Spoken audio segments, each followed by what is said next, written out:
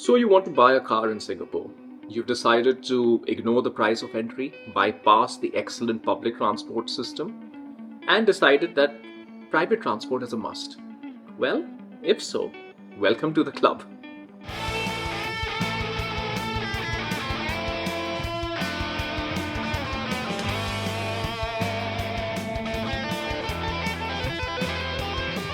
Hi everyone, welcome back to the Ministry of Car. I'm Utkarsh, coming to you from Singapore.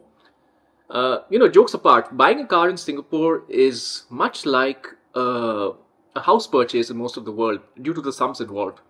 And the complexity of a market forces driven pricing and permission system, which drives a lot of price variability, makes it even more complex, adds fuel to the fire. So, with all of this in mind, this is a structured way in which you can go about it. I'm going to give you a few steps.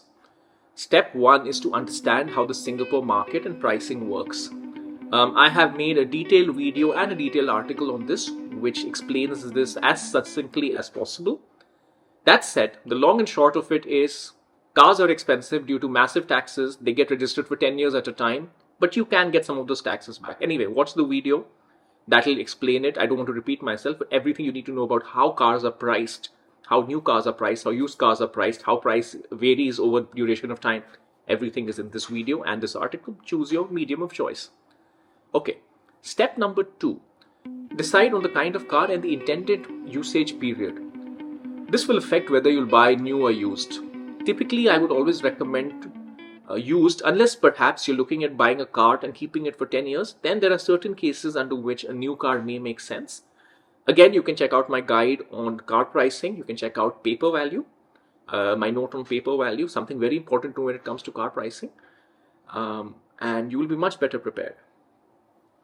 Step number 3, do the math on how much your desired car will really cost you per year. And once you've done the math on it, again, the starting point is any car in Singapore is going to cost you between $15,000 to $20,000 a year just to begin with, and then it goes up from there.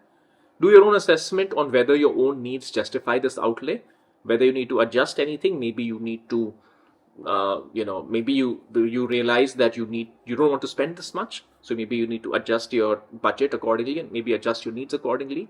Maybe you need to reassess whether a car is worth that amount of money to you. Maybe you just take a cab instead.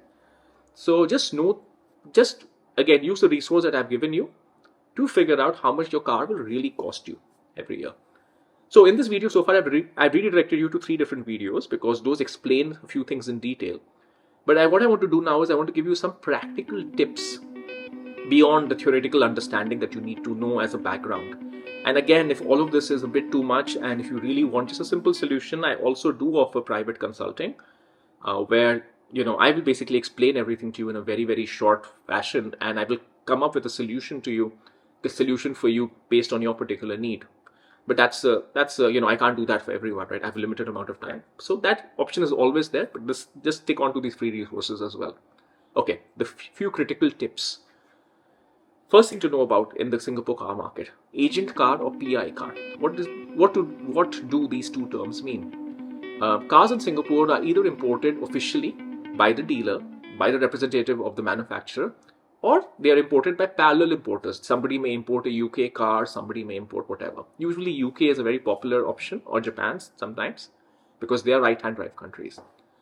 So if you're risk averse, you're better off with an agent car, whether you're buying new or used, though you will pay more for that privilege. The reason isn't so much servicing and warranty, because you do get servicing and warranty on PI cars as well. It's more of, imagine there's a complication due to an issue with the model and there's a recall. Right? If it's an official car from the dealer, it's easier to work with these issues. If there's a recall, maybe there's an airbag issue or something, making it up. But if it's a PI car, it gets a little bit more complicated. There's a second disadvantage to PI cars as well, which is PI cars are usually not having the hot weather package that certain manufacturers have. So BMW and Mercedes have certain hot weather packages. And these hot weather packages come with other things as well. The cars become, they're okay with the lower quality of fuel. Not that you worry about fuel quality in Singapore. But what I'm saying is for Asia, manufacturers and agent cars, the officially imported cars, sometimes are well suited because they are different straight from the factory.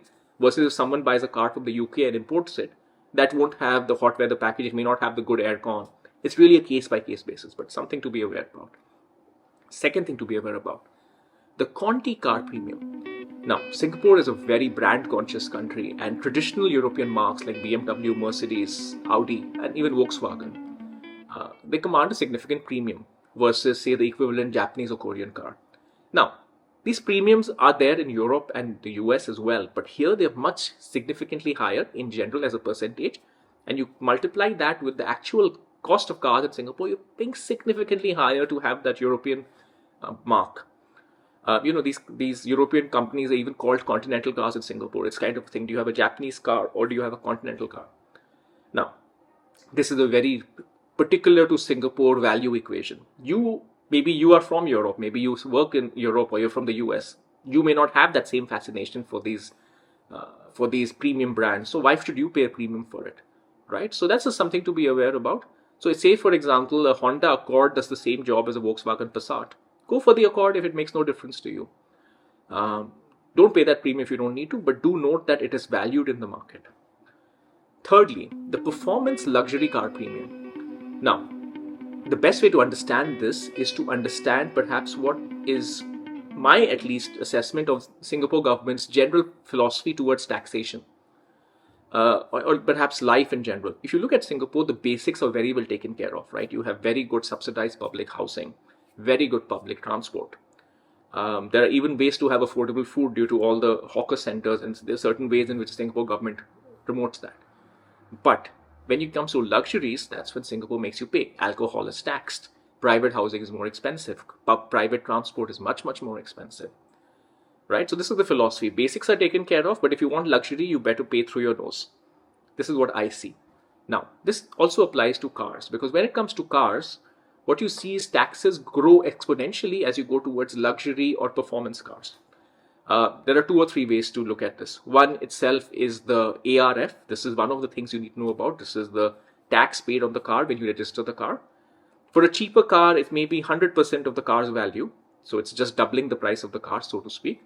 But for a much more expensive car, it can go to 2 times, right? It goes up exponentially. You can go to my video on understanding of how all of these 3 things work. Road tax. If you get a 1-liter car, you pay $300. You get a 2-liter car, you pay little more than $1,200. You get a 3-liter car, you pay $2,300. You see how it goes up exponentially? So as you get a more performance-oriented car, luxury car, you end up paying a lot more. Point here is, if you just need A to B transport, you probably don't need to care about these luxury trappings, right? You just need A to B transport because you will pay a lot for them in Singapore, right? So think long and hard about whether you want something that's more luxurious. Think long and hard about whether you want something that is more powerful. Not everybody is a crazy person like me. I've been a crazy petrolhead for a very long time. It's a very expensive affliction. Let's just call it that. But it is what it is. You may or may not have that affliction. So just know this performance luxury car premium. Okay, now these of course are just starting points, and my entire collection of videos, articles, website are here to provide you with all the resources you need. And again, if you really need a very particular application to your case and my literal application to your particular situation, that's where private consulting comes in. All right, I hope this was helpful, and I'll see you next time.